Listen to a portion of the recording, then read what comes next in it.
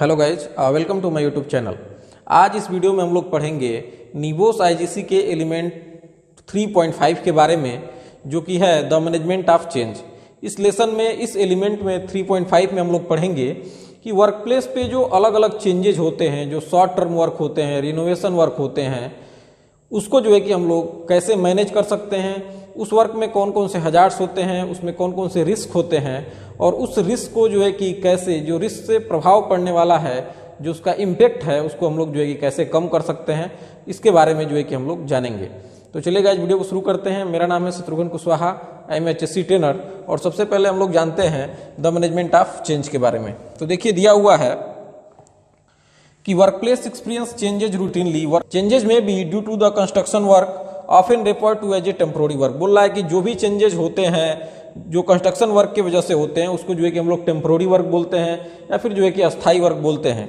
Changes of process में बदलाव होते हैं, इक्विपमेंट्स में बदलाव होते हैं, या फिर जो काम करने के वर्किंग प्रैक्टिसेस होते हैं, उनमें जो है कि कई बदलाव हमको देखने को मिलते हैं। इन बदलावों से बहुत सारे जो है कि हजार्ड्स उत्पन्न होते हैं, रिस्क जो है कि उत्पन्न होती हैं, और उस रिस्क को जो है कि हमको कम करना चाहिए, ताकि इसका प्रभाव, ताकि इसका इम्पैक्ट जो है, जो भी वहाँ पे लोग हैं, जो वहाँ पे जो वर्क प्लेस है, उसके ऊपर जो है कि कम से कम पड़ सके और कोई नुकसान जो है कि न हो।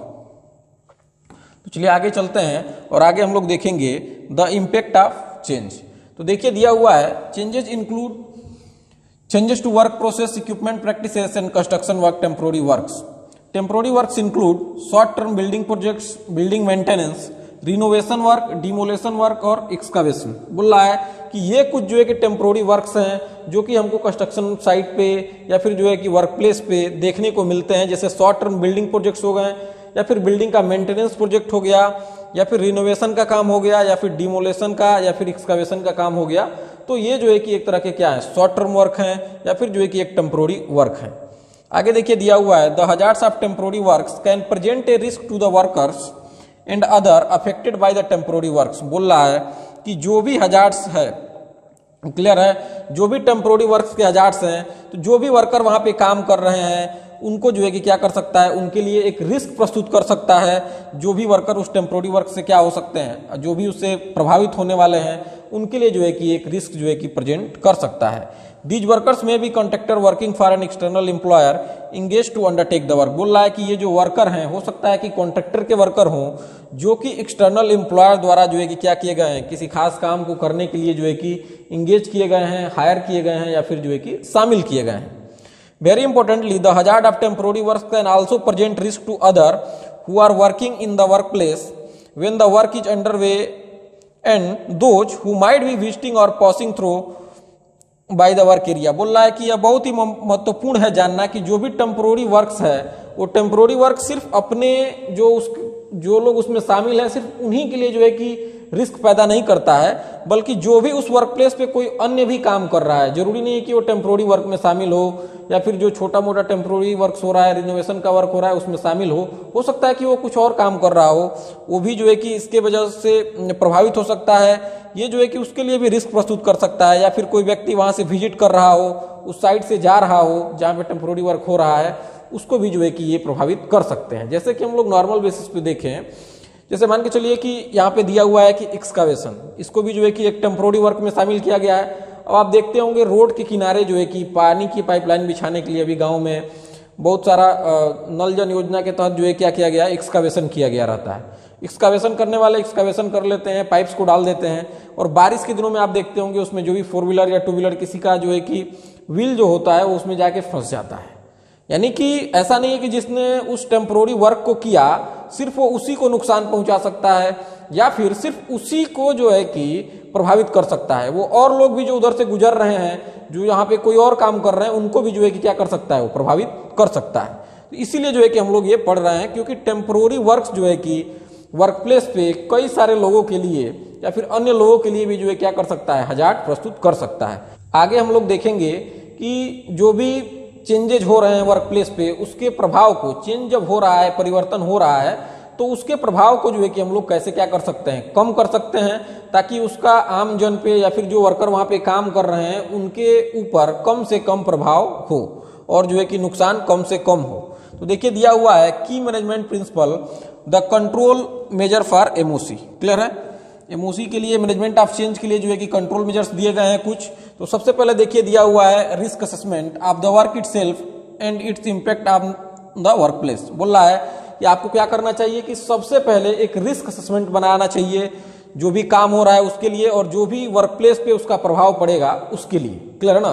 सबसे पहले जो भी आप काम करने जा रहे हैं, टेम्पोररी वर्क, शॉर्ट वर्क, उसमें आपको क्या करना है कि एक रिस्क असेसमेंट बनाना है। दूसरा है communication and cooperation between all affected party. बोल रहा है कि जो भी पार्टियां इससे प्रभावित हो सकती हैं, कुछ मान के चलिए कि एक क्लाइंट है, उसमें कोई दूसरा कॉन्ट्रैक्टर है, 10 कॉन्ट्रैक्टर वहां पे काम कर रहे हैं एक क्लाइंट के अंडर में, तो वहां पे एक कॉन्ट्रैक्टर जो शॉर्ट टर्म वर्क करने जा रहा है, तो उसे देखना चाहिए कि कौन कौन से कॉन्ट्रैक्टर के वर्कर भी जो है कि इसमें प्रभावित हो सकते हैं, क्लाइंट के वर्कर प्रभावित हो सकते हैं, सब कॉन्ट्रैक्टर के वर्कर प्रभावित हो सकते हैं।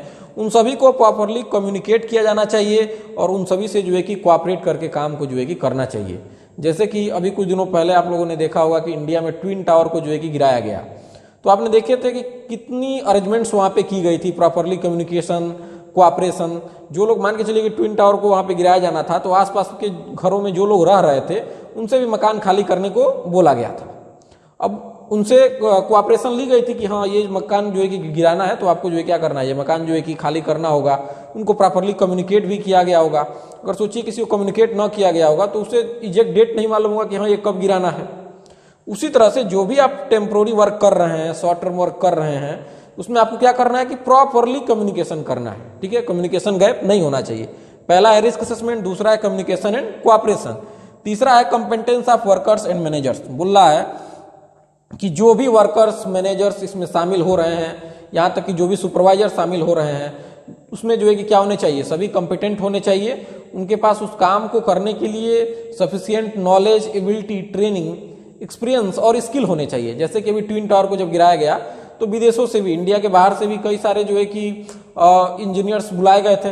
ऐसा नहीं है कि इंडिया में इंजीनियर्स की कमी है, लेकिन वो लोग उस काम को करने के लिए कॉम्पिटेंट थे। उनका प्रीवियस में भी कुछ ऐसा अनुभव रहा था कि कैसे जो है कि हम लोग इसको गिराएं ताकि और लोगों को या आसपास की जो आबादी हो उसको कम से कम जो है कि नुकसान पहुंचे, पर्यावरण को कम से कम नुकसान हो। क्लियर ना?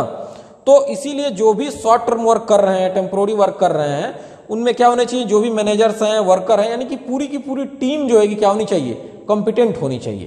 क्लियर है? नेक्स्ट है segregation of the work area. Segregation का मतलब क्या होता है, अलग अलग छांटना। यानी कि जो वर्क एरिया है, मान के चलिए कि हम लोग यहाँ पे देखते हैं, मान के चलिए कि ये एक वर्क प्लेस है। क्लियर है ना? ये वर्क प्लेस जो है कि यहाँ तक फैला हुआ है। अब हमको यहाँ पे क्या करना है, कुछ शॉर्ट टर्म का काम करना है, कुछ रिनोवेशन का काम करना है, तो हम लोग इसको क्या करेंगे, इस एरिया को एक तरह से सेग्रीगेट करेंगे जितना पॉसिबल होगा कि हाँ इसके अंदर ही जो है कि अभी आप लोग क्या करिए, काम करिए, इसके अंदर ही जो है कि आप लोग काम करिए।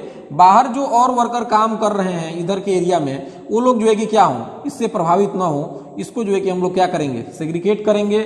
ऐसा नहीं कि अब ये भी खुला है इधर, ये भी खुला है और सभी लोग काम जो है कि क्या कर रहे हैं। ऐसा नहीं होना चाहिए। उस वर्क एरिया को सेग्रीगेट किया जाना चाहिए। नेक्स्ट है emergency procedure and the impact of the works on existing emergency arrangements. बोल रहा है कि इमरजेंसी प्रोसीजर हम जो है क्या करेंगे, डेवलप करेंगे, इस जो भी शॉर्ट टर्म वर्क कर रहे हैं तो। और दूसरा हम ध्यान देंगे कि जो भी हम काम कर रहे हैं उस काम का जो है हमारे पास जो मौजूदा इमरजेंसी अरेंजमेंट्स है उसके ऊपर क्या प्रभाव पड़ेगा।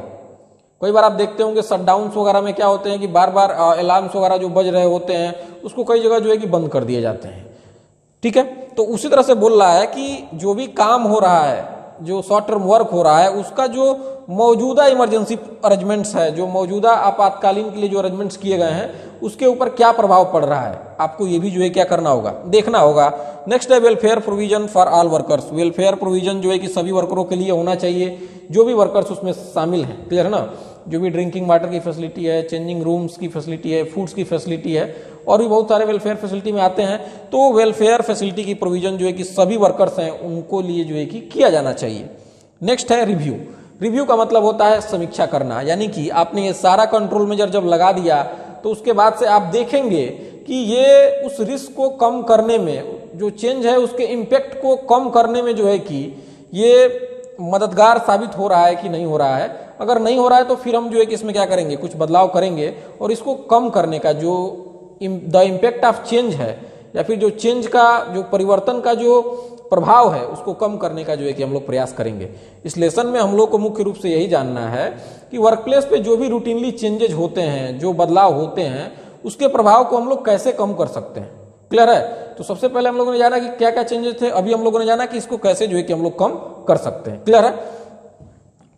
आगे हम लोग चलते हैं और आगे हम लोग जो है कि कुछ 3.5 जो है कि इस निबोस IGC 1 का सबसे छोटा लेसन है, तो इसीलिए जो है कि अब हम लोग जो है कि ये लेसन यहाँ पे कंप्लीट हुआ। अभी हम लोग देखेंगे 3.5 में प्रीवियस में कौन से क्वेश्चन आए हुए हैं। तो ये क्वेश्चंस को मैंने यहाँ पे उठाया हुआ है और मैं जो है कि उसको आपको एक्सप्लेन करूंगा।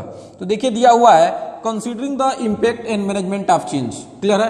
Considering the impact and management of change, यानी कि जो भी MOC है, जो मैनेजमेंट ऑफ चेंज है, उसके इम्पैक्ट को ध्यान में रखते हुए management of change team was setup, ये क्वेश्चन है।